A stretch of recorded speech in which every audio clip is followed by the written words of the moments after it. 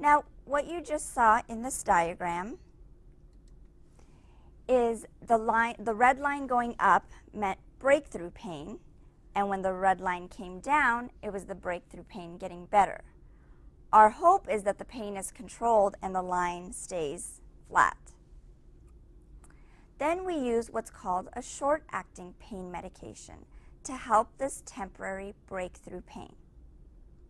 Depending on how much breakthrough pain medication a patient uses, we may go up or down on their long-acting pain medication. I'd like to go over some of the side effects of most pain medications. They include constipation, nausea, sometimes vomiting, and sleepiness. So you'll feel sleepy after taking a pain medication. Now you ask, what is nausea? Well, it's a feeling of sickness or discomfort in the stomach that may sometimes make you feel like you want to throw up. Nausea is a side effect of some types of cancer therapy. What is vomiting? It's the release of stomach contents through your mouth, so you throw up. Just imagine when you felt nauseous, and when you throw up, you usually feel better. Well, in cancer patients who are receiving chemotherapy or radiation, they mostly feel nauseous, and they rarely throw up. But when they do, they don't always feel better. Cancer patients receiving chemotherapy or radiation are best managed with a combination of medications to relieve the nausea. Now you will see a diagram.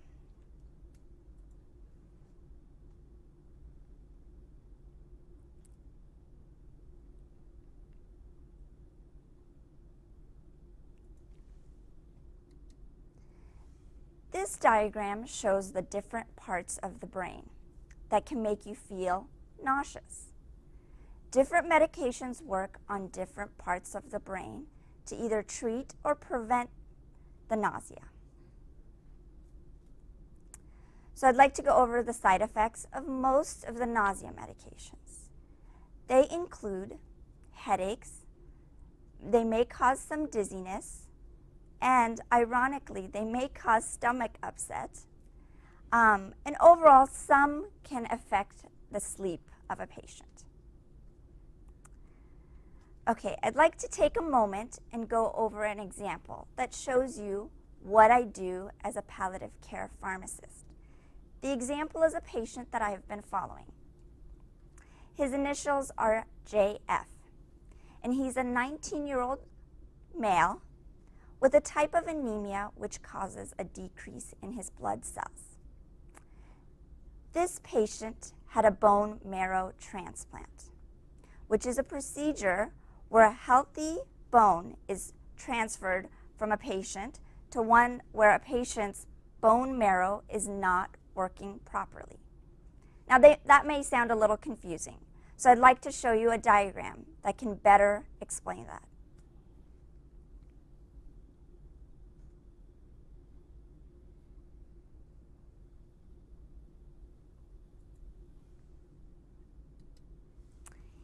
He had recently been discharged from the hospital. His first issue was nausea and vomiting. After JF left the hospital, he was always nauseous and throwing up to 10 times a day. Because he was throwing up and he couldn't take any medications by mouth, we had to start what's called a continuous intravenous infusion of medications to treat his nausea and vomiting. We selected 3 different medications. Now you remember we have to use a combination of medications and put them in an IV bag. Since he was at home, we had to put this IV bag into what's called a CAD pump, which is a size of a Walkman. Now I'd like to show you a diagram that shows this pump.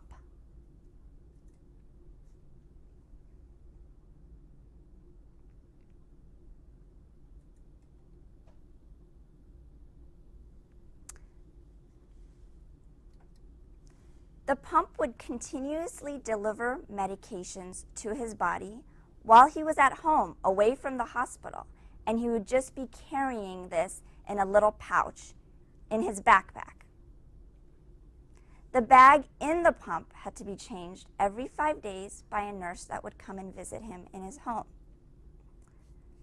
Now you'd like to know how JF is doing right now. Well, over time, he got better, and we were able to lower the amount of medication in his bag.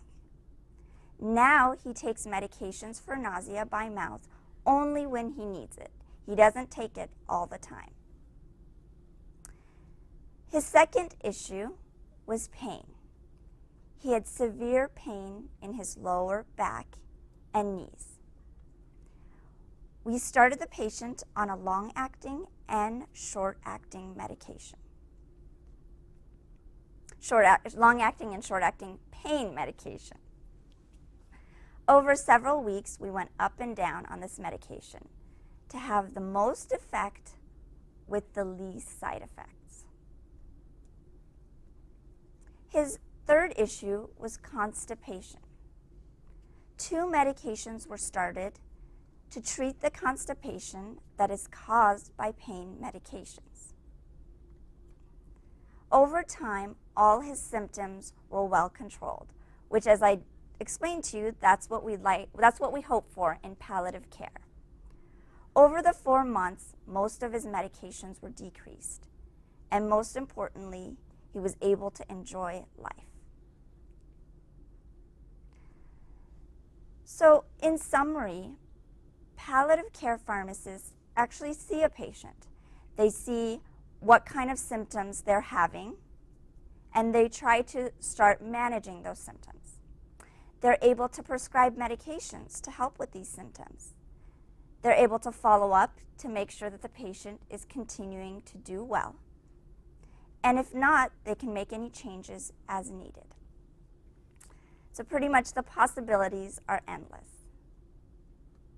I'd like to end off with a quote from Helen Keller. Although the world is full of pain and suffering, it is also full of overcoming it. Thank you.